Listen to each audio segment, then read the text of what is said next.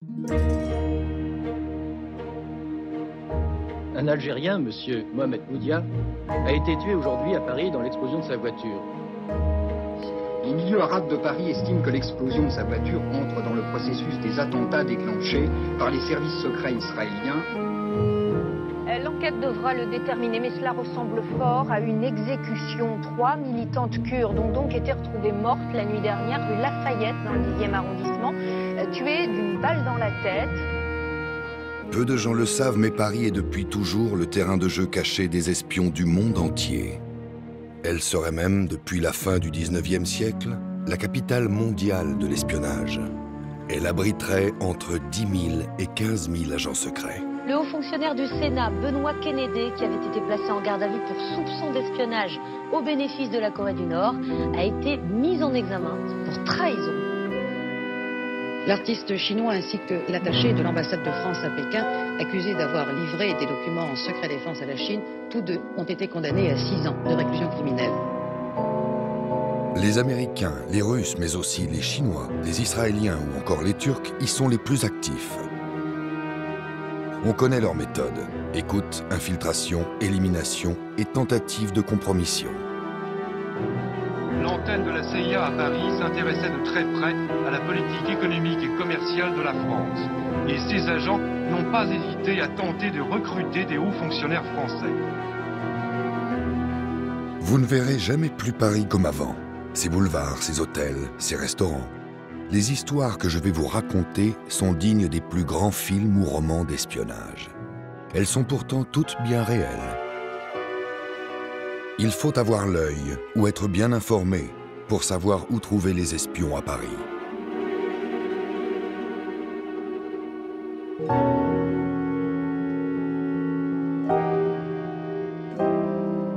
L'un d'eux a accepté de me raconter son métier, ses missions, ses coups fourrés.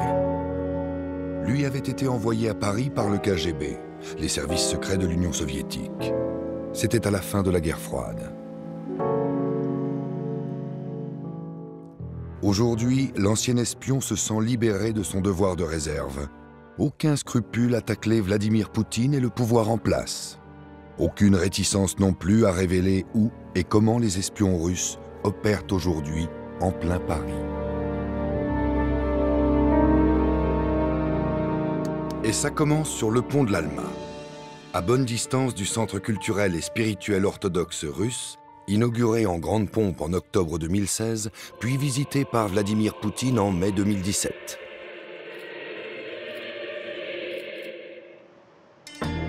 Pour le régime de Poutine, c'était aussi un enjeu politique et géopolitique pour dire qu'ils ont réussi à instaurer un centre vraiment à côté des symboles de la France, qui est la Tour Eiffel, qui est un des monuments les plus visités au monde et en France.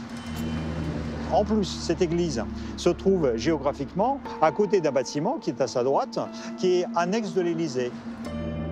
Vous avez des appartements, des hauts fonctionnaires qui travaillent autour du président de la République. C'était peut-être prendre un risque qui aurait pu être évité que d'avoir côte à côte un bâtiment quasi officiel russe avec des logements. Ce ne sont que des logements, mais enfin, ce sont là que sont hébergés des collaborateurs du président de la République. Des membres du cabinet de l'état-major particulier d'Emmanuel Macron ayant accès à des informations sensibles sont donc logés dans ce palais de l'Alma qui touche la cathédrale et le centre culturel orthodoxe russe. Dans la communauté du renseignement, cette hyper-proximité pose question. Rien ne dit que le contour de ces bulbes ne cache pas d'antenne pour écouter, entre autres, déjà l'annexe de l'Élysée qui est à côté. Ah, moi, je serais très curieux.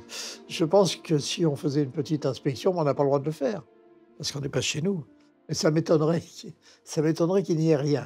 Évidemment que ça doit servir pour le renseignement russe d'une façon ou d'une autre, soit pour y placer des officiers traitants sous couverture, soit peut-être pour y placer des éléments d'écoute. C'est impossible que ce ne soit pas le cas.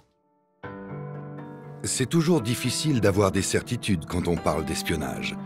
Jamais les Russes n'avoueront avoir placé des antennes sous les coupoles de l'Église orthodoxe.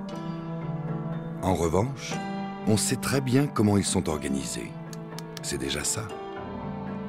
Il y a deux gros services. Le SVR, l'ex-KGB en fait, qui s'occupe du renseignement extérieur et traite les questions politiques, économiques et scientifiques. Et puis il y a le GRU, qui dépend du ministère de la Défense, le bras armé russe du renseignement en quelque sorte. À Paris, ces deux services ont des bureaux. Pas très difficile à trouver. Il faut emprunter les boulevards des Maréchaux à 2 pas de la Porte Maillot dans l'ouest parisien. Là, c'est l'ambassade, avec un grand bunker en béton soviétique, très soviétique. C'est le principal endroit des espions officiels de Russie, parce que c'est le principal endroit où ils travaillent sous l'immunité diplomatique. C'est une enclave russe en plein 16e arrondissement de Paris, qui abrite officiellement des attachés d'ambassade, mais officieusement des agents des services de renseignement.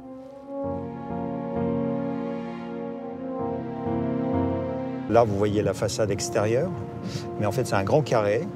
Et vous avez la cour intérieure. Et dans cette cour intérieure, les étages supérieurs, c'est la Residentura, c'est l'antenne du SVR. On peut estimer que l'antenne du SVR, c'est entre, disons, 50 et 80 personnes, peut-être 100. Et le cube qui est en haut, c'est le cache pour les antennes. C'est là où les vraies oreilles de l'ambassade russe sont cachées. Donc là, c'est les oreilles qui leur permettent d'écouter non seulement tout le quartier, mais tout Paris, voire même l'Île-de-France et au-delà. Voilà. Et non seulement d'écouter, mais aussi de transmettre. Les Russes ont toujours été présents pour faire de l'espionnage politique, savoir ce que les rois, ou les empereurs français ou les présidents de la République française avaient en tête. Mais les Russes ont aussi depuis longtemps, depuis au moins le 19e siècle, fait du renseignement économique, et notamment dans le domaine militaire, pour percer les secrets des armements actuels ou des futurs armements.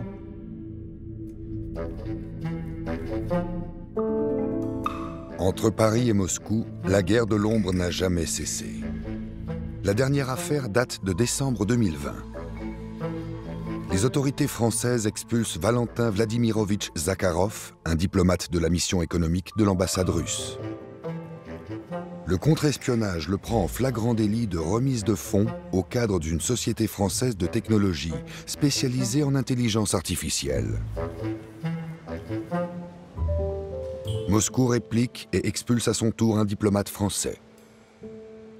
Combien y a-t-il d'agents russes à Paris, d'agents officiels, c'est-à-dire déclarés? Même cette information n'est pas rendue publique, mais il y a, par définition, un certain nombre d'agents russes à Paris et en France qui sont des agents illégaux, c'est-à-dire qui n'ont pas été déclarés par leur ambassade et qui mènent des opérations de différentes natures en France.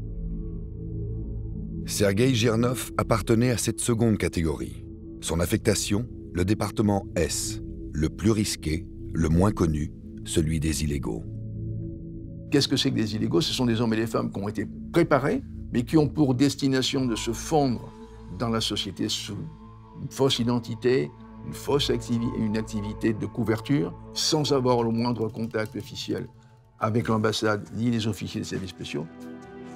L'ancien espion illégal est arrivé en France il y a près de 30 ans, en pleine guerre froide. Aujourd'hui, il se dit menacé par les services secrets russes pour trahison. Ils me considèrent comme un traître. Mais en même temps, ils n'ont aucun fondement pour ça. Parce que moi, j'ai trahi personne.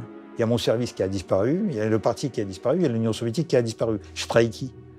Et j'ai signé mon engagement solennel, c'est de défendre le Parti communiste. À la limite, je devrais actuellement combattre Poutine. Parce que c'est un traître, c'est un capitaliste qui a fait un coup d'État. Si la Russie ne peut plus compter aujourd'hui sur Sergueï Girnov, des dizaines d'autres espions l'ont remplacé à Paris. Et chaque jour, ces invisibles se fondent dans notre quotidien. Tout Parisien a pu, sans s'en apercevoir, être au milieu d'une opération de renseignement dans un restaurant, la table à côté ou à 2 tables de là. Il peut y avoir 2 ou 3 ou 4 personnes qui discutent de manière semble-t-il anodine, mais ça peut être une opération soit de recrutement d'une source, soit de livraison de documents, mais tout ça de manière tout à fait impossible à détecter pour le kidam moyen. Mais en se promenant dans la rue, on peut être au milieu d'une filature ou d'une contre-filature sans s'en apercevoir. Donc effectivement, les Parisiens vivent dans un monde de l'espionnage sans le savoir souvent et heureusement sans s'en apercevoir. Si les Parisiens n'y voient que du feu, le contre-espionnage, lui, identifie et traque ses agents ennemis qui opèrent dans la capitale. En décembre 2014, nos agents de la Direction générale de la sécurité intérieure surveillent un espion russe et un ingénieur français de l'armement. Une affaire très sensible. C'est un monsieur qui travaille pour une des plus grosses entreprises militaires françaises. Donc très vite, on imagine qu'on en veut à notre technologie ou à notre savoir-faire.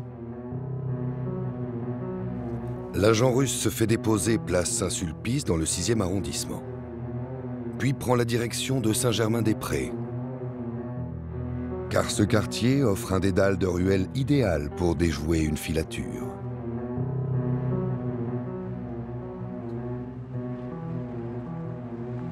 Les agents russes, ils savent qu'il n'y a pas une seule personne qui va le suivre, mais ce sera une bonne douzaine d'agents. Hommes, femmes, jeunes, vieux. Le jeu du chat et de la souris, ils le connaissent très bien, des deux côtés. Il faut juste ne pas se faire attraper. Après plusieurs heures de marche, le point de chute de l'espion russe est en vue. L'église Saint-Germain-des-Prés. Et là, les services français ont tout prévu. Un couple d'agents est déjà installé à l'intérieur, qui joue le rôle de touristes amoureux, qui prennent des photos.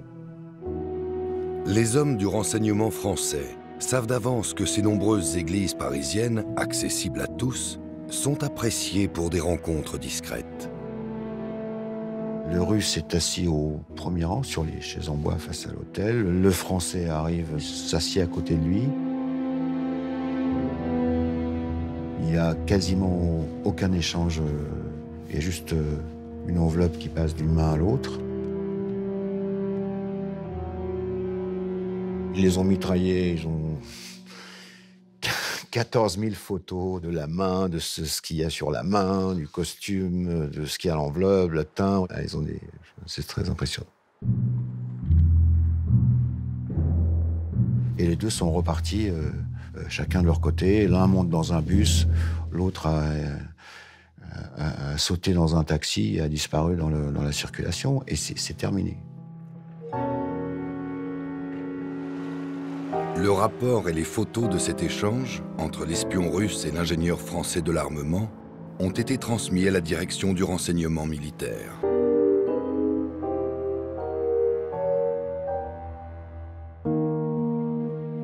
Avec ces deux aéroports, ces 7 grandes gares, des grands magasins, des quartiers historiques et touristiques, et plus surprenant, des cimetières, la capitale française offre un terrain de jeu idéal pour les agents secrets étrangers. On l'oublie souvent, mais Paris est la ville qui accueille le plus de stations de métro au monde. Des centaines et des centaines de stations de métro. Parfois qui sont des nœuds en eux-mêmes de connexion avec des sorties multiples. Et puis il y a beaucoup de passages, une quarantaine de passages. Donc Paris, en fait, offre des facilités pour les services de renseignement. Une des particularités de Paris, et que très peu de capitales ont, est d'accueillir des espions en tout genre. À l'image de cette institution située 7 place Fontenoy, dans le 7e arrondissement. C'est l'UNESCO, l'agence de l'Organisation des Nations Unies pour l'éducation, la science et la culture. L'organisation accueille des centaines de diplomates de toutes nationalités, des ONG et des conférenciers de passage. Si on devait choisir un nid d'espions sur Paris, c'est ça. Parce que là, vous avez au moins 182 délégations permanentes des pays auprès de l'UNESCO. Et cette organisation, comme les Nations Unies à New York, comme le Palais des Nations à Genève, comme les Nations Unies à Vienne, sont utilisés par les espions du monde entier comme couverture pour les services d'espionnage. Ils se côtoient tous, il y a plein d'espions qui sont dedans et ils savent tous qui sont les espions, plus ou moins. En même temps, pour les Français, c'est aussi commode parce que tous les espions sont là. Donc du coup, ils ont placé les caméras partout. Il y a des cols militaires déjà en face, donc il y a tous les locaux qui peuvent le permettre. Après, il y a les bâtiments qui sont autour. Il y a certainement quelques appartements qui sont loués aussi par les services secrets français pour observer tout ce monde-là. Et donc voilà, tout le monde est là. Tout le monde sait qu'il y a plein d'espions, mais ça gêne personne. En fait, tout va bien. C'est un petit monde très sympathique. En plus de l'UNESCO, on compte 157 ambassades à Paris. Autant de nids d'espions. Autant d'enclaves étrangères au cœur de notre capitale où chaque pays peut y faire ce qu'il veut, comme il veut. On part du principe que tout le monde espionne tout le monde, avec bien sûr des différences de moyens importantes et surtout aussi des différences d'objectifs. Donc ça ne choque personne, c'est accepté. Alors ça peut choquer certains politiques qui ne savent pas ce que c'est que le renseignement, mais dans les services, c'est accepté par tout le monde. C'est un véritable secret de polichinelle où, a priori, les règles du jeu sont claires. Aucun coup tordu ne devait intervenir entre les services alliés ou amis, a fortiori. Et la contrepartie, c'était la franchise. Ce sont des règles morales, ça paraît curieux, qu'il ne faut pas transgresser. Mais dans le monde de l'espionnage, peut-être plus qu'ailleurs, les promesses n'engagent que ceux qui y croient. C'est ainsi qu'en 2005, à 2 pas de la place de la Concorde et du palais de l'Élysée, nos grands amis américains, un peu comme les Russes, se sont autorisés quelques aménagements sur le toit de leur ambassade, en forme de L. Une bâche superbement ornée de peintures en trompe-l'œil, qui cacherait, paraît-il, un système d'écoute hyper sophistiqué. Tant que personne n'est allé voir les antennes, personne n'en sait rien, mais où il y a de fortes probabilités, un faisceau d'indices suffisamment concordants pour qu'on puisse penser qu'effectivement sur le toit de l'ambassade américaine, il y a un système d'écoute. C'est vrai que l'ambassade américaine a des antennes sur le toit, sous bâche et en dehors de la bâche, et qu'elle est à quelques encablures de l'Élysée. Mais aucun système n'est vraiment infaillible. Il arrive parfois dans le monde du renseignement que quelqu'un balance, raconte. On est en 2013. Un cadre de l'agence de surveillance électronique, la NSA, a fait récemment des révélations fracassantes. Les États-Unis se sont dotés d'un programme d'espionnage généralisé sur le monde entier, téléphone, Internet, réseaux sociaux. Ce soir, l'Europe hausse le ton et demande des explications. Ce cadre s'appelle Edward Snowden. J'ai envie de dire, on devrait décerner une médaille à Snowden, même si ça va faire dresser les cheveux sur la tête des Américains, mais il a révélé des tas de choses qui ont été très utiles, mais on n'est absolument pas surpris. Ça donne quelques éléments sur l'ampleur, le systématisme et le type de programmes qui ont été mis en place par la NSA. Dans ces notes classées secret défense révélées par Snowden, on apprend que les téléphones personnels de messieurs Chirac, Sarkozy et Hollande ont été espionnés. Rien que ça. Tout le monde s'indigne, tout le monde crie au scandale.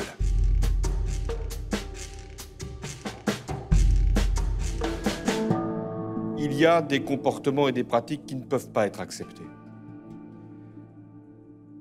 Quand, à un certain niveau et avec cette ampleur, des surveillances sont pratiquées, en l'occurrence par les services américains, il y a un coup d'arrêt à porter et il y a des clarifications à exiger. Une posture nécessaire? Peut-être. Une posture avant tout. Nos politiques sont régulièrement informés, génération après génération, par les services compétents. Ils en tiennent pas ou peu compte. Et bien sûr, ils ne pouvaient pas ne pas réagir à minima en trouvant que c'est scandaleux qu'on écoute Angela Merkel, qu'on trouve que c'est scandaleux qu'on écoute le président français, mais ils le savent. Ils ne prennent pas toujours les précautions qui s'imposent. Donc non, on est dans un jeu de dupes. Et pour faire passer la pilule, le président américain a juré qu'il ne recommencerait plus. Quand on vous dit que les promesses n'engagent que ceux qui y croient. Les déclarations d'un président comme Obama, quand il y a eu la révélation des écoutes en disant « j'ai demandé à mes services de ne plus le faire », c'est du pur affichage diplomatique. Et personne ne le croit. Et bien évidemment, les écoutes sont toujours aussi importantes. D'autant que si on n'écoute pas ses alliés, on a des surprises. Si les ambassades sont des repères d'espions, il existe à Paris bien d'autres lieux stratégiques. Vous l'ignorez sans doute, mais les hôtels peuvent constituer le second bureau d'un service de renseignement. Et dans la ville qui reste la destination touristique la plus prisée au monde, le parc hôtelier offre de très nombreuses opportunités. Effectivement, se logent dans les hôtels de plus en plus de chefs d'État étrangers qui ne résident plus dans leur ambassade, des ministres, des opposants à des régimes non démocratiques, de grands industriels. Donc les hôtels, oui, les hôtels à Paris sont des succursales très actives pour le monde de l'espionnage. Et les services secrets français ne sont pas en reste.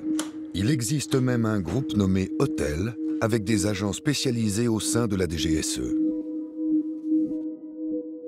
Il peut y avoir des honorables correspondants, soit les directeurs d'hôtels, soit des gens qui ont des postes à responsabilité dans ces hôtels, qui peuvent offrir des facilités pour accéder aux chambres, et puis qui peuvent couvrir l'activité des espions, qui sont là, voire peut-être offrir temporairement un poste de serveur ou de maître d'hôtel ou de femme de chambre. Ça peut être très très précieux. Les palaces parisiens n'échappent pas aux histoires de Barbouze. Chacun a la sienne. Le Lutetia, le Meurice, le Claridge, le Crillon ou encore le Ritz. Arrêtons-nous sur ce prestigieux hôtel situé 15 place Vendôme dans le 1er arrondissement. L'ancien quartier général de l'espionnage allemand durant l'occupation. C'est en sortant de ce palace en octobre 1979 qu'un ancien directeur du renseignement sud-coréen, devenu opposant exilé aux États-Unis, s'est fait enlever. Il a été assassiné par des hommes de main de son ancienne agence, puis a fini dans le broyeur d'un élevage de poulets en région parisienne.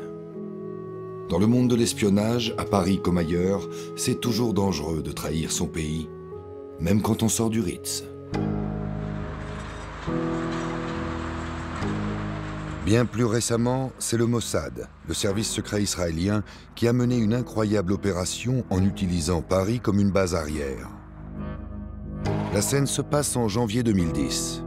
Une équipe de plusieurs hommes s'installe dans cet hôtel situé quai d'Austerlitz.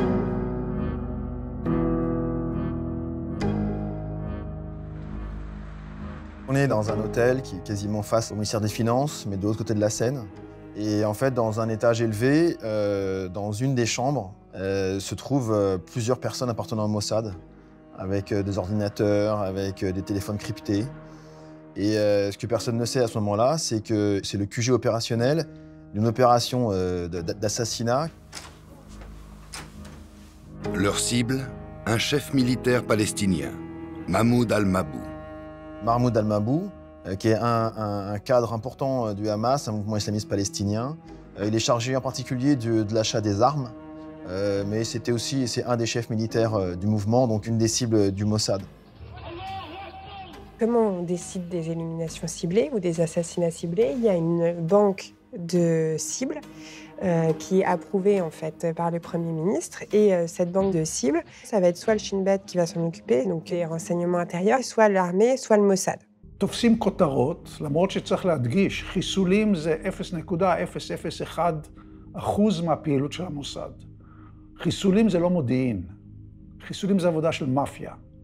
אתה מחסל רק כשאין לך ברירה, ורק כשאתה מגיע למסקנה שההורדה הספציפית של הדמות הזאת מעל הבמה תביא לשינוי מהותי בפעילות של הארגון שנגדו אתה נלחם. Cela fait des années que le Mossad traque cet ennemi et veut le faire disparaître. Ils ont déjà essayé d'éliminer ce cadre du Hamas. Ils l'ont raté une fois, il y a un déplacement qui ne s'est pas fait. Et ils ont l'information, sans doute avec d'ailleurs des agents infiltrés, du déplacement sous un faux nom à Dubaï de ce personnage-là. Cette mission orchestrée depuis Paris va se dérouler à plus de 5000 km, à Dubaï. À Dubaï, les services de renseignement des Émirats sont des services de renseignement qui ont des compétences réelles. Et donc, les Israéliens pouvaient redouter, s'ils conduisaient cette opération depuis leur propre pays, qu'on puisse plus facilement détecter le fait qu'une opération était en train d'être montée ou qu'elle se déroulait. Au total, 26 agents israéliens sont mobilisés. La police de Dubaï a réussi à reconstituer le déroulement de cette opération après coup. Elle a rassemblé en un seul film les images de 47 caméras de vidéosurveillance. De l'aéroport aux centres commerciaux, des parkings au hall du palace, de ses ascenseurs jusqu'aux couloirs, toutes les séquences de cette mort programmée ont été captées. Combien était-il pour piloter l'opération à Paris? Aucune image n'a filtré du poste de commandement. À la différence de la ville des Émirats arabes. Comme Dubaï est une ville totalement quadrillée par des systèmes de caméras, ils vont entreprendre un travail de recherche vidéo, de traçage de mouvements de chacun, d'identification des membres du commando, la reconstruction de toute l'opération.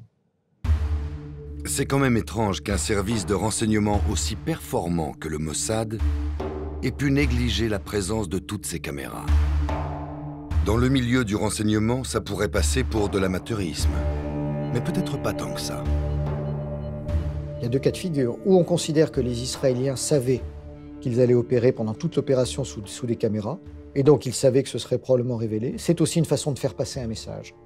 C'est une façon de dire, écoutez, malgré les caméras, malgré les moyens de surveillance, on est capable de vous trouver, de vous éliminer. Et tant pis si ça sort. Soit ils ne savaient pas qu'il y avait des caméras, et là on peut considérer que c'est un échec complet.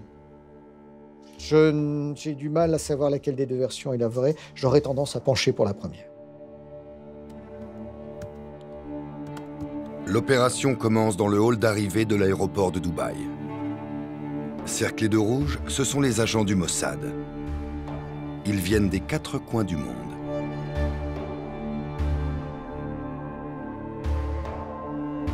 Tous ont de faux passeports dont certains estampillés « République française ». Les services israéliens ont fabriqué d'excellents vrais faux passeports sur la base de véritables identités. Et ils ont choisi des nationalités, surtout européennes. Donc vous avez des Britanniques, des Irlandais, des Français. Vous avez également des Australiens. Donc là, on sort de l'Europe.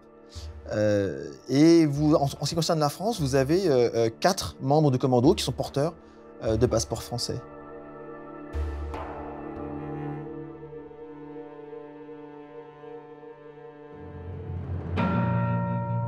« 5 heures avant l'exécution.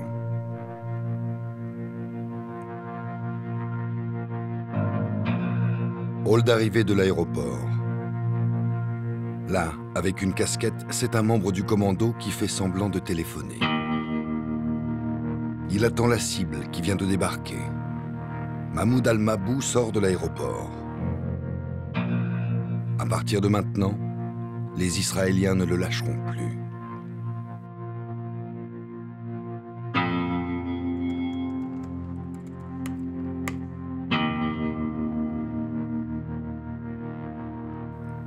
Il est 15h25 quand le chef militaire palestinien arrive à l'hôtel. À ses trousses, 2 agents du Mossad déguisés en tennismen.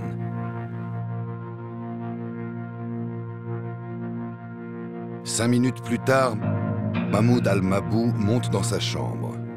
Et là, les 2 faux tennismen du Mossad lui emboîtent le pas pour prendre le même ascenseur que lui. Ils veulent repérer l'étage et le numéro de sa chambre. Au QG à Paris, le téléphone sonne. Une conversation brève pour donner le numéro de la chambre, 230.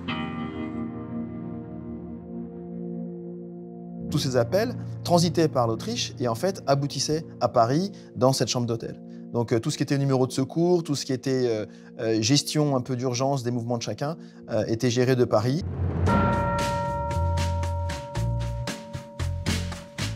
Lorsqu'ils apprennent à 16h23 que Mahmoud Al-Mabou quitte son hôtel pour faire des courses, l'équipe basée à Paris donne l'ordre à 2 de leurs agents sur place d'entrer en action.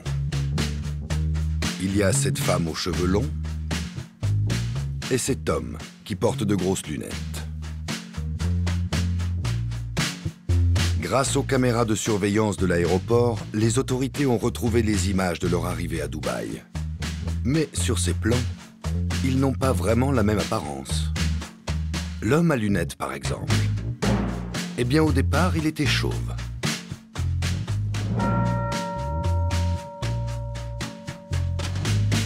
Les caméras les ont surpris en train de se changer dans les toilettes d'un hôtel.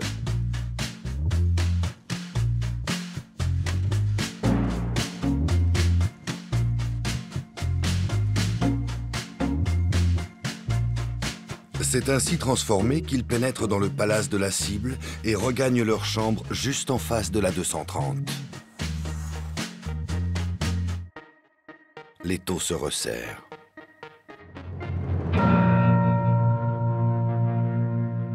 L'équipe d'exécution, 4 hommes, entre dans le palace. Les 2 premiers, mains dans les poches, suivis des 2 autres, sac sur l'épaule. Tous filent dans la chambre 237.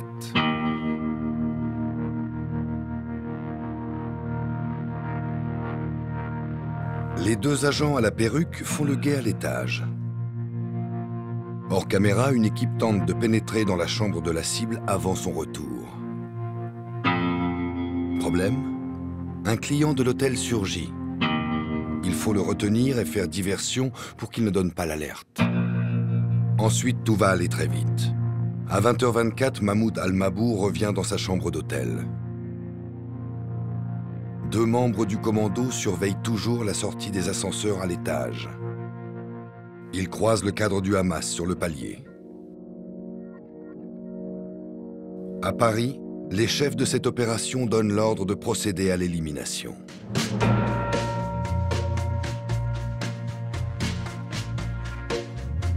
22 minutes plus tard, les 4 tueurs du commando sortent précipitamment de l'hôtel.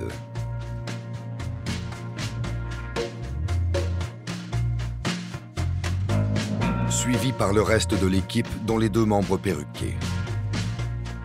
Tous les membres du Mossad vont quitter Dubaï sans être inquiétés et se disperser le soir même aux 4 coins de la planète. À 13h30, le lendemain, la victime est retrouvée morte dans sa chambre.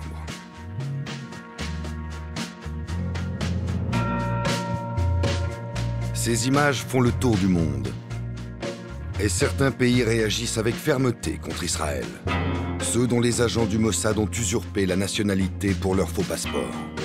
Les Anglais, par exemple, renvoient un diplomate israélien. En France, on a beaucoup moins parlé de cette histoire. En tout cas, rien n'est sorti officiellement. Ce que ça dit sur Paris, c'est pas forcément flatteur, puisque ça dit surtout que nos services de renseignement sont considérés comme au mieux permissifs, au pire incompétents. Voilà ce que ça dit. Et ça, c'est quand même assez répandu comme perception en Israël. Nous avons peut-être moins protesté que les autres, c'est certain, mais nous avons moins protesté officiellement. On ne sait pas ce qui s'est passé dans l'ombre. Parce que ce genre de situation est aussi intéressant. Ça permet de demander des contreparties à l'adversaire. Enfin, à l'adversaire ou à l'allié, en l'occurrence avec les Israéliens, en disant « Attendez, là, vous êtes allés trop loin. Soit on va vous interdire d'opérer chez nous dans les mois qui viennent ou dans les années qui viennent, soit, par contre, on a besoin d'infos sur tel sujet, vous nous les passez. » Tout se négocie. Jusqu'où le contre-espionnage français est-il prêt à aller dans la permissivité? Si la capitale française a la réputation d'être le symbole des droits de l'homme, une terre d'accueil pour les réfugiés politiques, elle est aussi parfois leur dernière terre d'asile. Dans son histoire, Paris a été souvent le théâtre de règlements de comptes sanglants, opérés par des services secrets étrangers. Depuis plus de 50 ans, les affaires ne manquent pas.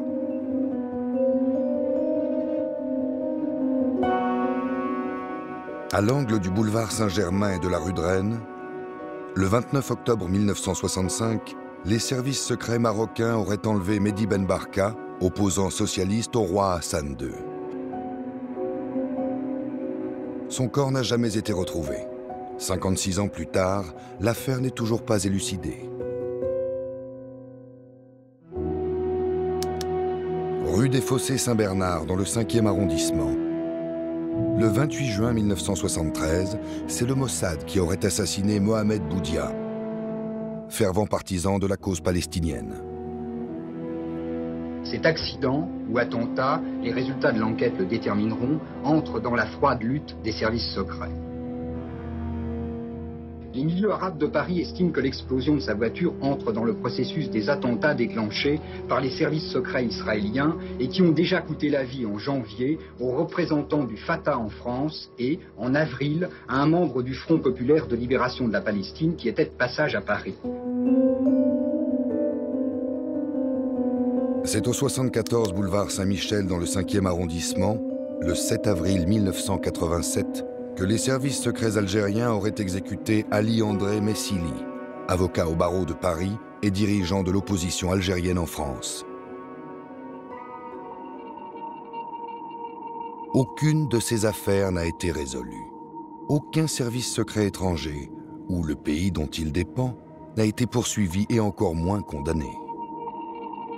Ce permis de tuer, aujourd'hui encore, certains pays osent se l'accorder à Paris. L'affaire la plus récente implique la Turquie et ses services secrets, le MIT. On sait que le MIT agit en tout cas en toute liberté sur le territoire français, qu'il peut procéder à des filatures. Le MIT jouit d'une certaine bienveillance des autorités françaises. En tout cas, elle ferme les yeux sur beaucoup de choses. 147 rue Lafayette dans le 10e arrondissement. Le 9 janvier 2013, 3 militantes du PKK, le Parti des travailleurs kurdes, sont assassinées. 3 corps, 3 femmes, toutes abattues d'une balle dans la tête à l'arme automatique. Lorsque la police évacue leurs dépouilles, c'est toute la communauté kurde de Paris qui exprime son désespoir. Le PKK est en lutte contre le pouvoir turc pour l'autonomie du Kurdistan depuis la fin des années 1970. Bien que qualifié d'organisation terroriste par l'Union européenne et la France depuis 1993, le PKK a des bureaux en plein Paris. C'est au premier étage du centre d'information du Kurdistan, rue Lafayette, que les 3 corps ont été retrouvés. Sakineh Kansiz, 55 ans, était réfugiée politique en France. Elle était membre fondateur du PKK. Fidan Dogan, 29 ans, était surnommée l'ambassadrice. C'est elle qui portait la voix kurde auprès des institutions françaises et européennes. Enfin, Leila Salemeh, 25 ans, représentait la jeunesse au sein du PKK. Elles étaient toutes en situation régulière en Europe. Ça, c'est important.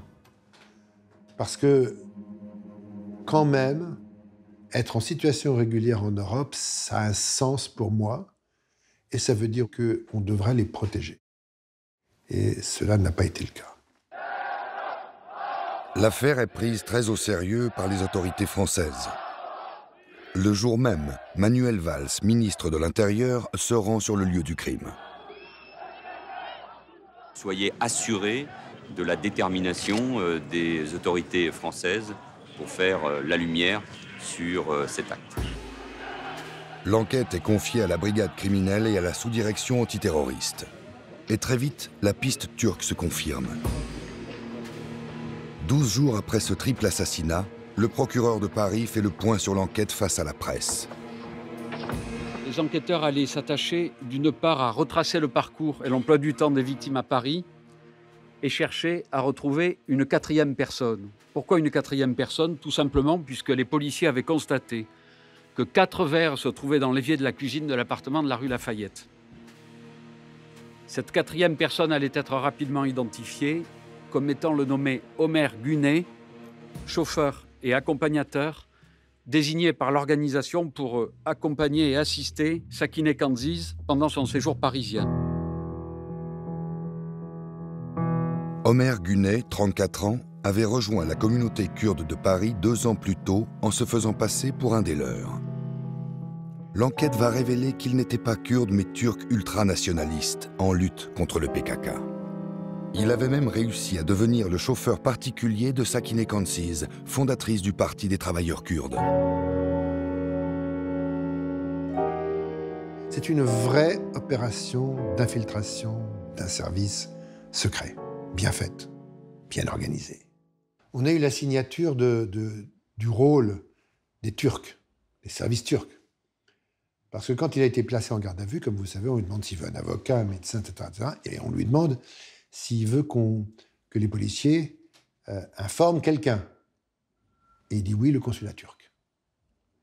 Et là, au cas où on aurait encore des doutes, ils étaient définitivement levés. Quel Kurde, ou proche des Kurdes, va demander lors de son arrestation qu'on informe les Turcs? C'est inconcevable. C'est juste inconcevable. Les juges d'instruction vont recevoir une aide aussi inattendue qu'inespérée. Des preuves irréfutables qui confirment l'implication du mythe les services secrets turcs.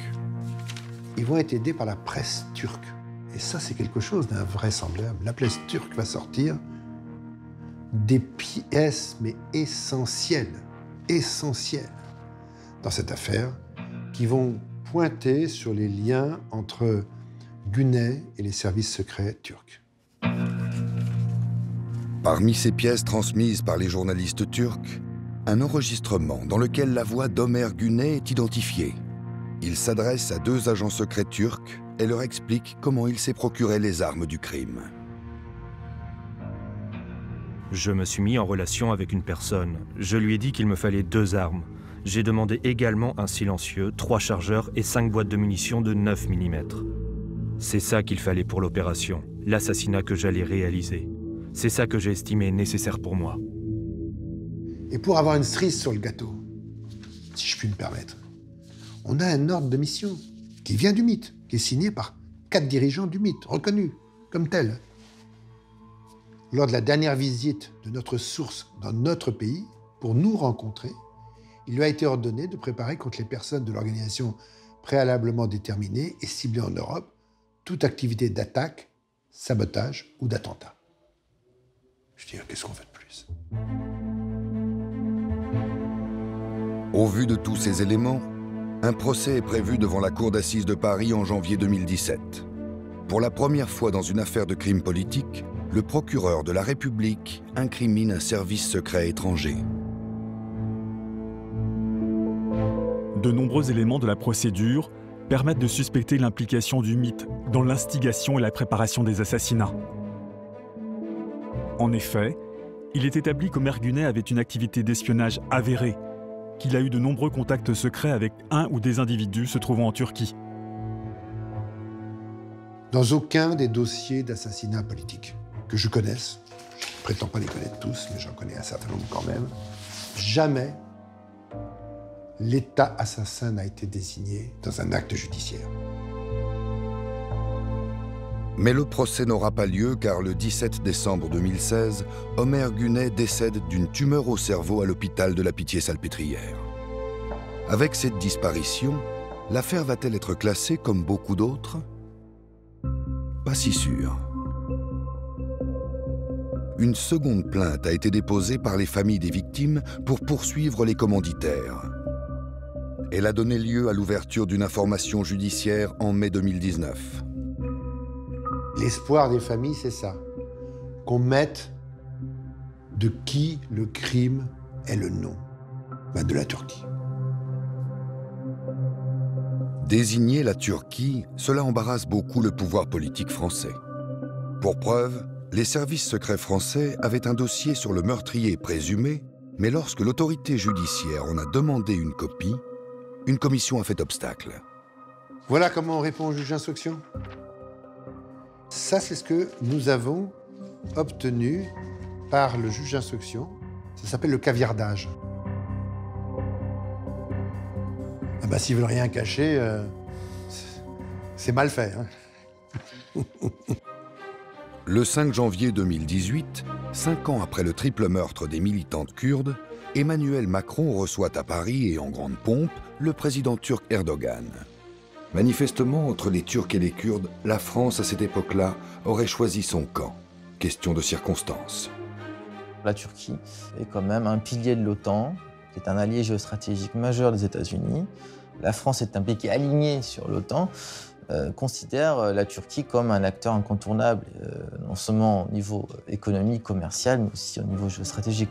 Nous avons, sur le plan bilatéral et régional et international, des intérêts en commun et de nombreux défis à relever ensemble. Le premier, c'est la lutte contre le terrorisme, qui a frappé à plusieurs reprises nos deux pays.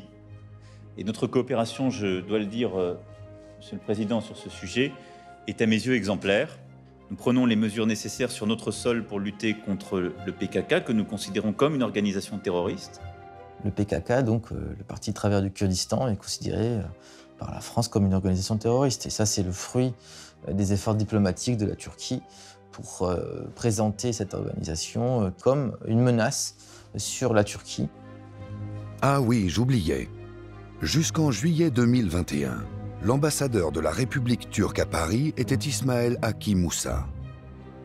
À l'époque du triple assassinat, cet homme était numéro 2 des services secrets turcs. Quand on vous dit que Paris est un nid d'espions.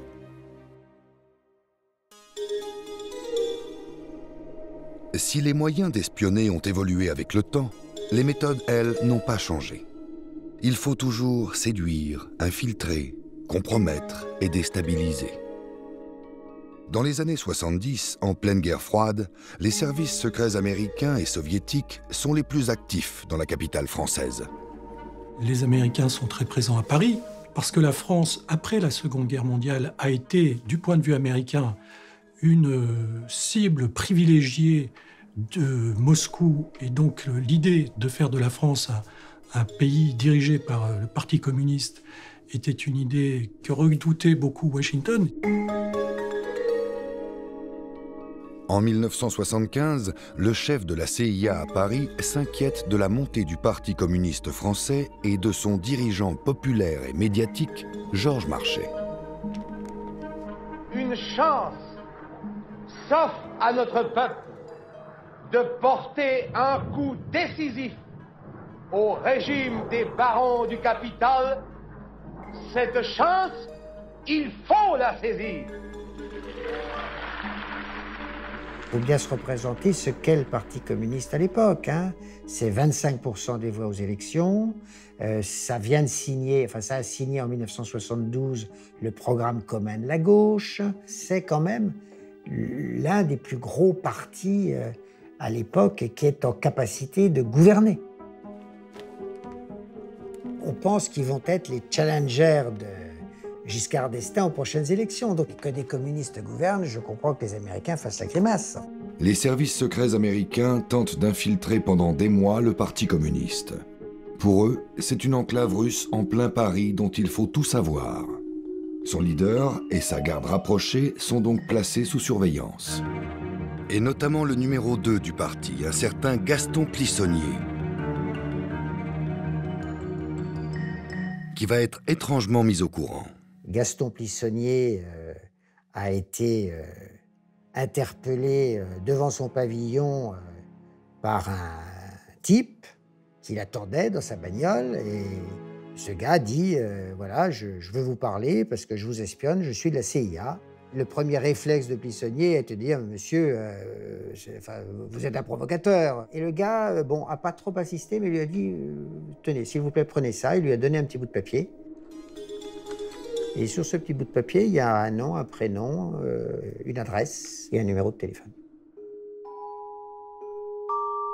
Cet homme s'appelle Joseph Marshall.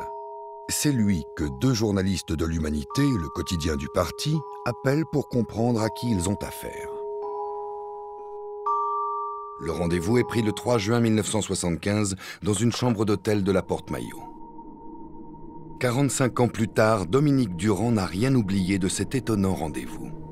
Le gars a un accent belge, ça se reconnaît, pas très grand, un peu rondouillard, là 45-50 ans. Au début, il savait qu'on l'enregistrait très officiellement, mais je me souviens qu'il est allé regarder un peu. Il s'inquiétait de savoir s'il n'y avait pas un miroir sans teint, un micro, comme on voit dans les films. Un micro caché dans le cul d'une lampe ou derrière un tableau. Ça tracassait. Mais nous, on lui a dit, nous, on n'a rien à cacher. Hein, Vous savez, avec toutes les techniques qu'ils ont, moi je me méfie. Je dirais même de ma brosse à dents. Enfin, on lui pose la question, pourquoi vous faites ça, quoi? Il dit, c'est parce que ils m'ont promis des augmentations qu'ils n'ont jamais respectées, ils m'ont promis du matériel qu'ils m'ont jamais livré, et donc je suis pas reconnu à ma juste valeur, et c'est pour ça que j'ai décidé de tout déballer. C'est cette attitude des Américains à nous prendre réellement pour des valets, à nous charger des missions dangereuses, à ne pas nous payer ce que nous devrions être payés malgré tout. Les Américains partent de ce principe-ci, c'est qu'ils peuvent tout acheter avec de l'argent. C'est pas vrai. La preuve, c'est que je suis ici. Dans les services, ça arrive rarement. La confession d'une trahison. Un agent qui se met à table et déballe tout. Tout est là, dans ces pages dactylographiées gardées dans les archives du Parti communiste français. Nous avons récupéré la seule copie qui existe. Joli coup. Alors, pour moi, qui est donc un peu plus de 20 ans, enfin, j'avoue que c'est assez excitant. On se retrouve dans une affaire qui va durer 6 mois et qui va s'appeler officiellement Opération Aquarium. L'Aquarium, c'est le siège du Parti communiste français situé place du Colonel Fabien à Paris. Un bâtiment hors du commun, entièrement vitré, construit au début des années 70. Le symbole d'un parti qui, à l'époque, occupe une place de choix sur l'échiquier politique. On peut dire que la CIA a mis le paquet pour tenter d'infiltrer le PC. Ils ont tout essayé, du plus simple au plus farfelu. Une vraie leçon d'espionnage, à commencer par la traditionnelle filature. Je note le maximum de numéros tout en filmant les voitures qui sortent du parking et du sous-sol, sans oublier les têtes des visiteurs. Je crois que l'objectif principal, c'est d'essayer de trouver des gens qu'on va payer sans doute, qui vont devenir des informateurs de la CIA parce qu'ils ont accès à l'intérieur de l'immeuble du Parti communiste. Ils ont accès à l'Aquarium. Donc ils vont viser essentiellement des services annexes, c'est-à-dire le service de nettoyage. Ils vont suivre des secrétaires qu'ils voient arriver le matin, repartir le soir. Avec quelqu'un du nettoyage, le but était de mettre des micros gros comme une tête d'épingle. Pas directement, mais incorporés à des cendriers publicitaires. Le type serait chargé de voir s'il y a des cendriers Pernod-Fils ou Pastis 51 ou Saint-Raphaël Quinquina ou des histoires comme ça dans les bureaux. Parce qu'alors, il ferait fabriquer à Washington les mêmes cendriers, exactement les mêmes, avec un micro à l'intérieur. Côté technique, ils étaient au point, les gars de la CIA. Quant au budget dont ils disposaient pour réussir cette mission, pas de limite. Ça aide. S'il faut donner 100 000 francs ou 200 000 francs pour avoir un micro chez vous, ils le donneront. Vous pouvez en être certain. L'argent, c'est un bon levier pour tamponner une cible. Mais il y en a d'autres. La séduction, par exemple. Bon, je voyais une bonne femme qui sortait, je lui filais le train, j'essayais de voir sa binette, si elle était potable, si elle était bien roulée. Ce que je devais faire aussi, c'était donner un aperçu. Elle est grande, elle est petite, elle est forte ou pas, elle a une alliance, elle n'en a pas. Parce qu'ils accordaient une grande importance à ça. Si elle est mariée, c'est plus difficile. Ils ont l'idée qu'un des agents de la CIA arrive à séduire l'une des nombreuses secrétaires qui travaillent au sein de l'Aquarium, de façon à... bon, voilà, après, elle sera peut-être... elle acceptera peut-être de faire telle chose ou telle chose. Donc ils mettent un agent assez séduisant, c'est un ancien mannequin qui a tourné pour des publicités de Coca-Cola notamment. Notre ami Éloi est chargé de lui faire la cour. Il va l'accoster, etc., pour essayer d'entrer en contact avec elle, sortir, d'aller au cinéma, de lui offrir à dîner, et puis éventuellement peut-être d'aller coucher avec. Et puis de lui demander de placer des micros quelque part chez vous. Vous voyez, voilà le système.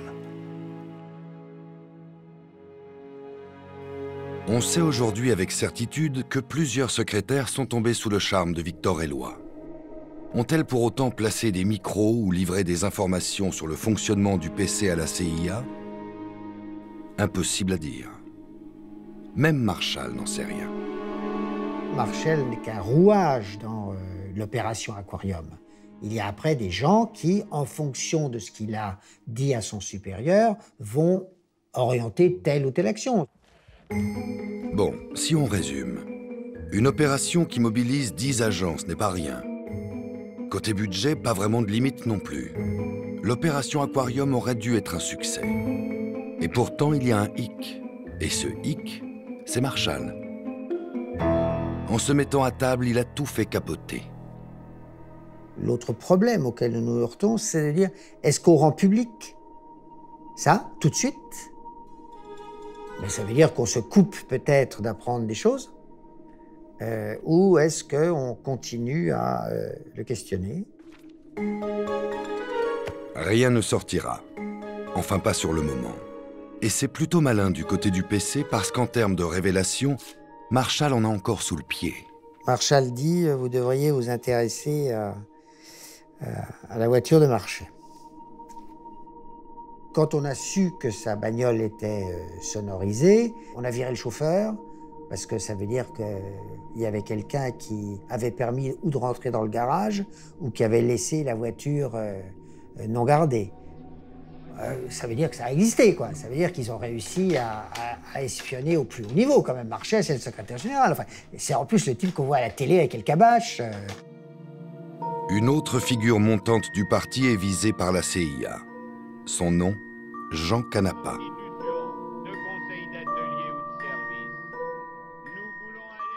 C'est un bon choix stratégique de la part de la CIA, quand on y réfléchit, puisque c'est l'homme qui a essayé de faire bouger le parti. La CIA sait pertinemment qu'elle n'arrivera pas à retourner Jean Canapa. Il est beaucoup trop investi dans le parti. Ils veulent aller beaucoup plus loin. Recueillir des infos, mais aussi et surtout, influencer de l'intérieur les décisions du PC.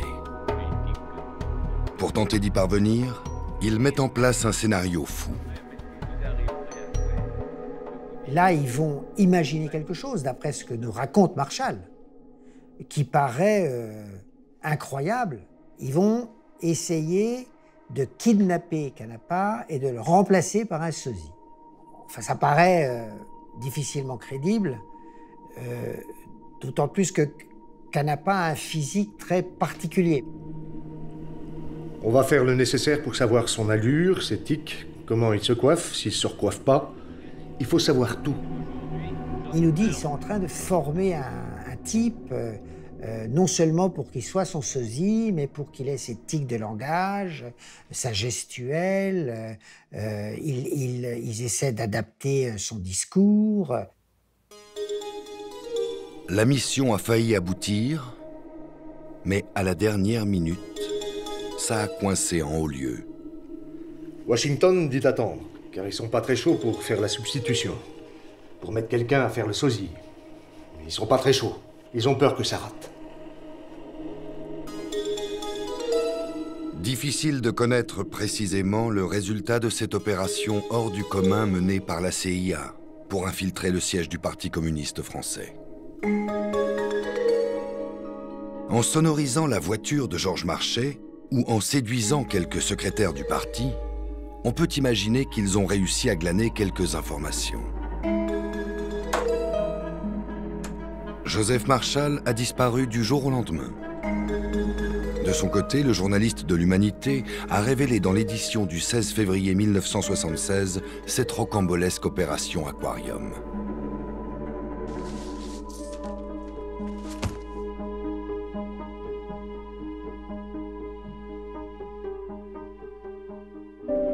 Avec les services américains à Paris, nous n'avons pas toujours été aussi conciliants. En 1995, un épisode a fait grand bruit. La France a expulsé des fonctionnaires de la CIA. 26 janvier 1995, Charles Pasqua convoque Place Beauvau Madame Pamela Harriman, ambassadeur des États-Unis à Paris. Il la met en demeure de rapatrier 5 citoyens américains membres de la CIA, accusés de s'être livrés à des activités d'espionnage sur notre territoire. 4 de ces agents de renseignement américains sont officiellement diplomates à l'ambassade des États-Unis. Selon l'enquête de la DST relatée par Le Monde, l'antenne de la CIA à Paris s'intéressait de très près à la politique économique et commerciale de la France. Et ces agents n'ont pas hésité à tenter de recruter des hauts fonctionnaires français.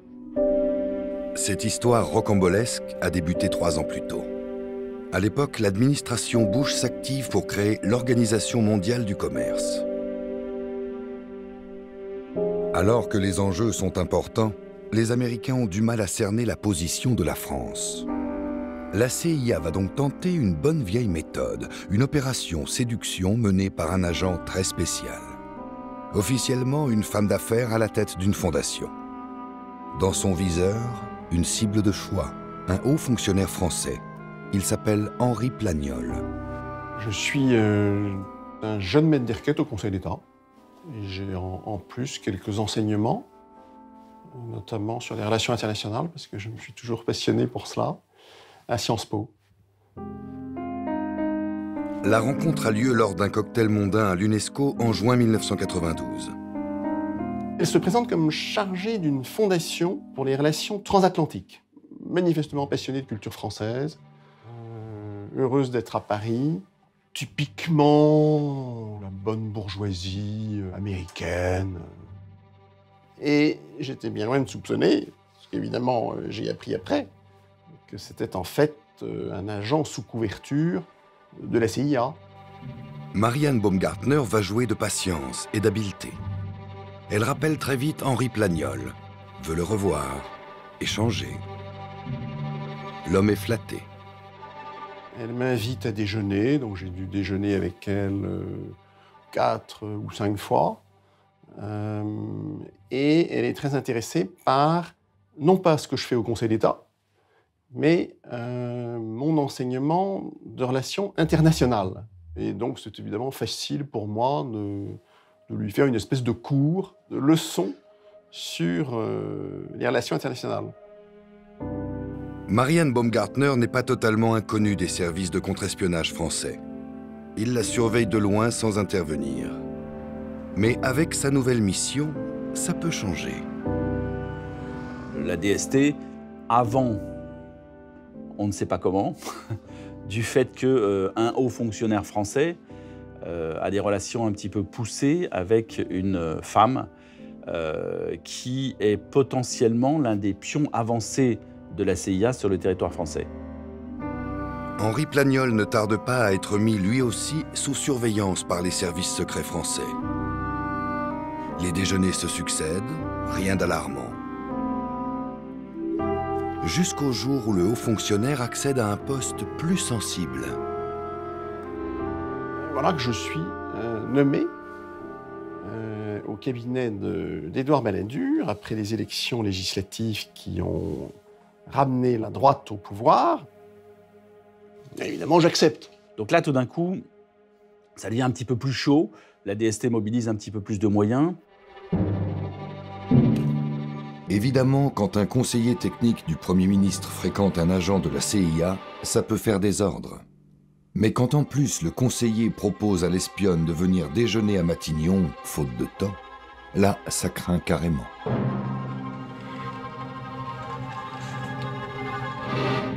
À la DST, on décide de se tourner vers celui qui est directeur de cabinet à l'époque d'Édouard Balladur, qui s'appelle Nicolas Bazire, qui se trouve être un copain de promotion à l'ENA d'Henri Plagnol, et on le met dans la confidence. Nicolas Bazire, il était tout à fait désolé de cette situation abracadabrante, me dit « Henri, il faut que tu sois tout de suite interrogé par la DST ». Donc je me retrouve dans le bureau, brièvement dans le bureau du directeur de la DST lui-même, qui me dit en 5 minutes, plutôt cordial mais en même temps très déterminé, que je suis en contact avec une agent de la CIA, Marianne Baumgartner. Alors là, je ne le crois pas. Et même, je m'énerve. Cette histoire va pourtant prendre à ce moment-là une tournure très romanesque. Henri Plagnol, le conseiller espionné, va devenir lui-même espion de la DST. Pour les services secrets américains, c'est un peu l'arroseur arrosé. Alors, je comprends tout de suite que de toute façon, je n'ai pas le choix. Et puis, j'ai une lourde hérédité militaire et le sens du service public qui fait que, voilà, j'étais malheureux de cette situation, mais j'en ai pris mon parti. Un engagement d'autant plus important qu'il doit renoncer à son poste de conseiller à Matignon et s'engager à temps complet dans sa mission d'espion. Donc Henri Plagnol se retrouve recruté par la DST pour aller faire ce qui est une des armes massives majeures du contre-espionnage, pour aller faire de la désinformation vis-à-vis des Américains. Les contacts avec Marianne Baumgartner vont reprendre. Et à travers elle, c'est Henri Plagnol qui va cette fois-ci tenter d'intoxiquer la CIA sur les négociations en cours. Mais comment? La DST lui laisse carte blanche.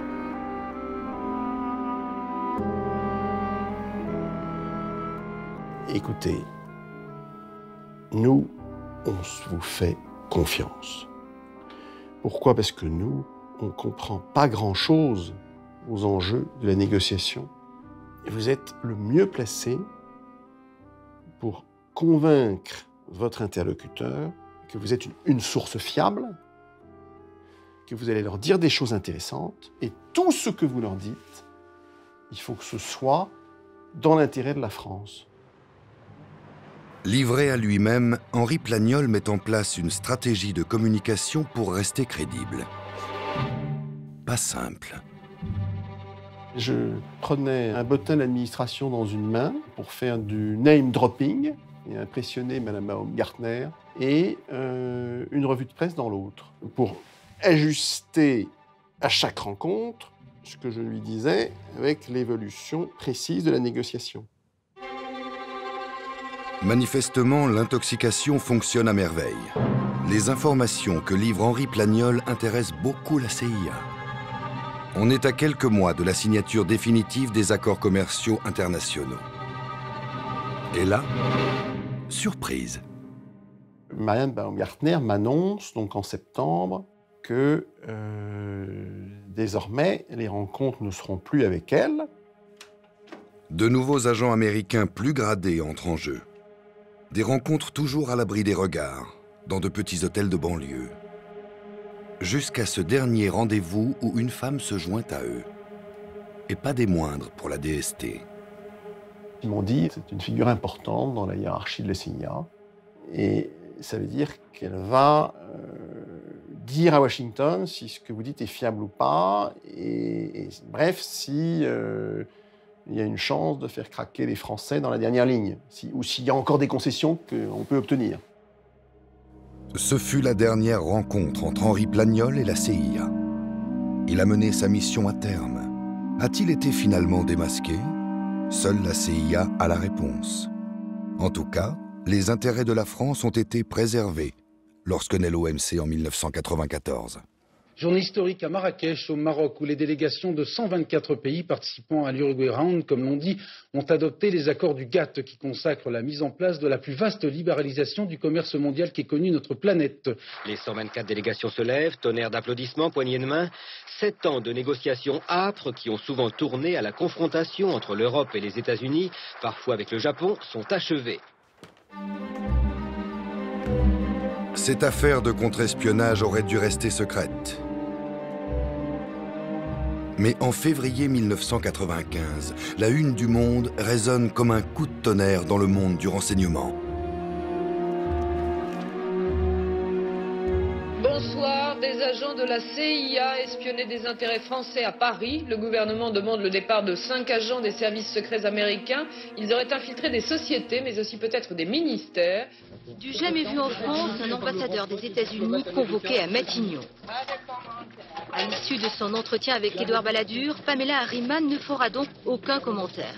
Et pourtant, la France exige le rapatriement aux États-Unis de 5 ressortissants américains, dont 4 diplomates, parmi lesquels le chef d'antenne de la CIA et son adjoint. Ces révélations tombent à point nommé pour un homme, le ministre de l'Intérieur. Tout laisse à penser que Charles Pasqua aurait lui-même lâché à la presse les mauvaises méthodes américaines. Car à 2 mois de l'élection présidentielle, la guerre fait rage à droite entre Édouard Balladur et Jacques Chirac, tous 2 candidats.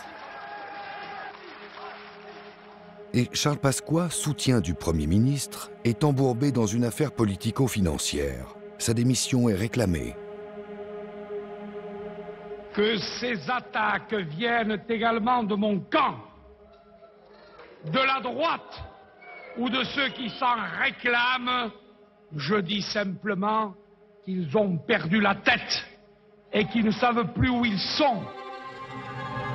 En tout cas, les fuites dans la presse lui auront permis de faire diversion et de réaffirmer son autorité. Je pense que si l'ambassadeur des États-Unis avait donné suite à notre demande il y a 15 jours, rien de tout cela ne serait arrivé. Permettez-moi cependant de vous dire ceci. Ce qu'il y a de plus important, c'est pas que cet été rendu public, c'est que de tels faits puissent exister. De tels faits entre alliés sont inacceptables. Le fait de démasquer un pays allié permet de modifier légèrement le rapport de force, au moins ponctuellement. Tout d'un coup, on peut presque parler, comme autour d'une table de poker, d'égal à égal, en disant « Ok, là c'est toi qui as perdu, là c'est moi qui ai... » Et donc les cartes sont un petit peu biaisées pendant un certain temps. En matière de méthode d'espionnage, les soviétiques ne sont pas en reste. Vous vous souvenez de Sergueï Girnov, l'agent russe? On va vous raconter son histoire. Lui sait combien le renseignement est une vieille tradition à Moscou et Paris une cible de choix. Les Français restent un tout petit peu naïfs par rapport au niveau d'espionnage de l'Union soviétique et de la Russie. En Union soviétique, pays fermé, très peu de gens partaient à l'étranger. Ce qui veut dire que n'importe quelle personne qui sortait des frontières du RSS travaillait pour le KGB. C'est obligatoire. En 1991, Sergueï a 30 ans. Il est fraîchement diplômé de l'Institut Andropov, la prestigieuse école des espions soviétiques. Son atout? Il parle 4 langues, dont le français. Sa couverture? Animer une émission francophone à la télévision soviétique. La plupart des hommes politiques français de passage à Moscou se retrouvent devant le micro de Sergueï. François Fillon, Jack Lang, Alain Juppé, Alain Decaux. Son carnet d'adresses s'étoffe et sa couverture en tant que journaliste est désormais solide. Il peut passer à la vitesse supérieure. Mes supérieurs me disaient, mais c'est bien de travailler à Moscou, mais nous, on est l'espion, donc notre but, c'est extérieur. Donc il faudrait que tu trouves le moyen pour partir en France assez longuement. Voilà. Qu'est-ce que tu peux nous proposer? En arrivant à Paris, Sergueï Girnov garde sa véritable identité, celle de journaliste soviétique. Il appartient au département des illégaux, c'est-à-dire qu'il ne dispose d'aucune immunité diplomatique ni rattachement à l'ambassade. Il est lâché dans la nature, en quelque sorte, avec une mission très précise. Je commence à contacter toutes les institutions françaises, disant, voilà, je suis journaliste soviétique, ce qui était vrai. J'ai un programme à la télévision, ce qui était vrai. Et j'ai envie de faire un cycle d'émissions sur les institutions françaises.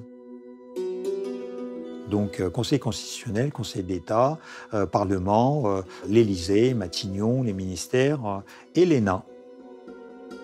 L'ENA, l'École nationale d'administration, qui forme la future élite politique. À l'époque installée rue de l'Université à Paris. 4 présidents de la République et des dizaines de ministres en sont sortis. Une mine d'informations et un réseau d'influence conséquent pour les soviétiques. Sergueï Girnov y est accueilli à bras ouverts. Ils sont ravis parce que, bon, je vais parler quand même de l'ENA à la télévision soviétique, donc je vais faire un peu la publicité quand même. Et l'Union soviétique, à l'époque, c'est quand même presque 300 millions d'habitants, c'est 15 États. Donc voilà, l'impact est énorme. Et la mission de l'espion va bénéficier d'une opportunité inespérée. À la fin de la conversation, il dit « Mais vous savez, cette année, en fait, l'école s'ouvre pour la première fois aux soviétiques. On a déjà le premier candidat, qui est l'interprète de Gorbatchev. Est-ce que ça vous dirait, en fait, de faire partie de cette première promotion soviétique qui va être attachée au cycle long de l'ENA ?» Je dis « Pourquoi pas ?»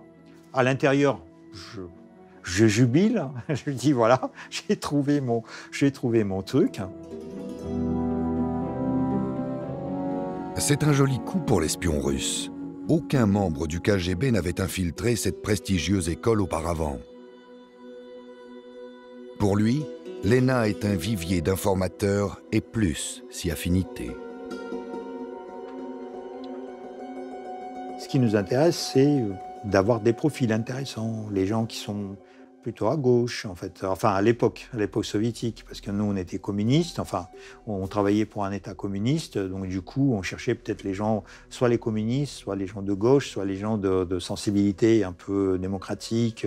Ça n'empêchait pas absolument de travailler avec la droite, parce que la droite gaulliste, elle était quasiment plus ouverte que le Parti communiste.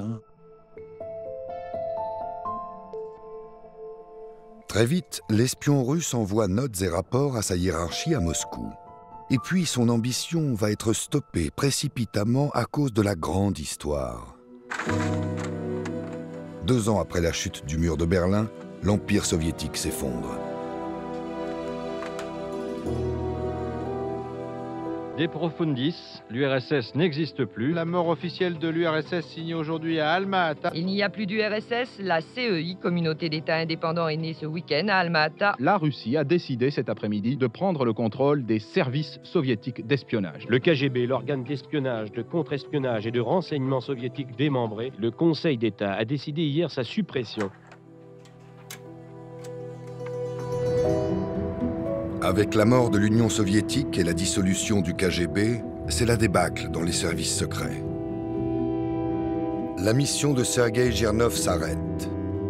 Et il faut du temps avant qu'une nouvelle organisation se mette en place. L'ancien espion retrouve une vie civile en tant que journaliste et consultant entre la France, la Suisse et son pays. Entre-temps, en Russie, le KGB devient le SVR et il commence à rappeler ses troupes.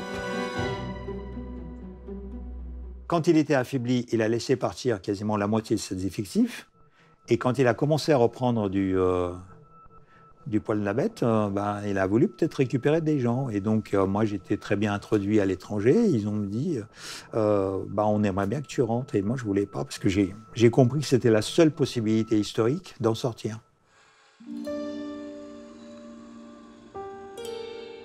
L'histoire de Sergueï Girnov avec les services secrets de son pays se termine ainsi. Du moins, la France l'espère. Le monde change. De superpuissances se retrouvent fragilisées et d'autres émergent ou reviennent dans le jeu. C'est le cas de la Chine, qui, elle aussi, a ses antennes dans la capitale française. L'ambassade de la République populaire de Chine et ses services occupent aujourd'hui 6 adresses à Paris, rien que ça.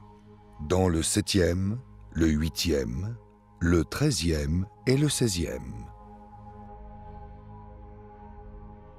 Comme toute puissance étrangère, l'ambassade abrite évidemment des espions issus pour la plupart du Guanbu, la sûreté de l'État. Mais avec les nouvelles technologies, la Chine a trouvé un autre moyen d'opérer en France. De nouvelles méthodes d'espionnage.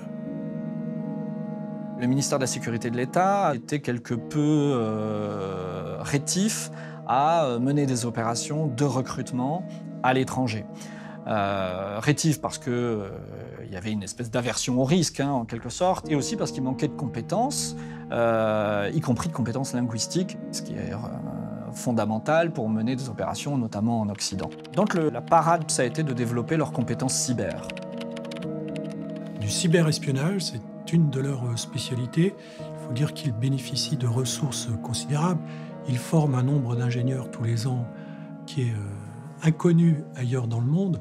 Donc pour les Chinois, le cyber-renseignement, même si le gouvernement chinois n'admet pas cela, c'est un sujet de première importance. La compétence cyber, c'est une façon de pouvoir mener des opérations de renseignement dans un pays sans y être vraiment. Les Chinois sont passés maîtres en la matière. À l'été 2018, ils trouvent leur cheval de Troie, LinkedIn. Sur ce réseau social professionnel, les espions chinois repèrent les profils français influents et opèrent ensuite selon une méthode bien particulière. Il y a eu énormément de faux comptes LinkedIn créés par le MSE pour essayer d'attirer, de séduire des cadres à la fois de grands groupes français, mais également des gens de l'administration. Ces Français, pour la majorité employés dans des postes stratégiques à Paris, ont été approchés par des leurs, de faux profils dans des sociétés factices, derrière lesquelles se cachent en réalité des espions chinois. Imaginez que vous êtes un diplomate, que vous travaillez sur un sujet qui intéresse les Chinois, ou vous êtes dans un autre ministère, ministère de l'économie par exemple.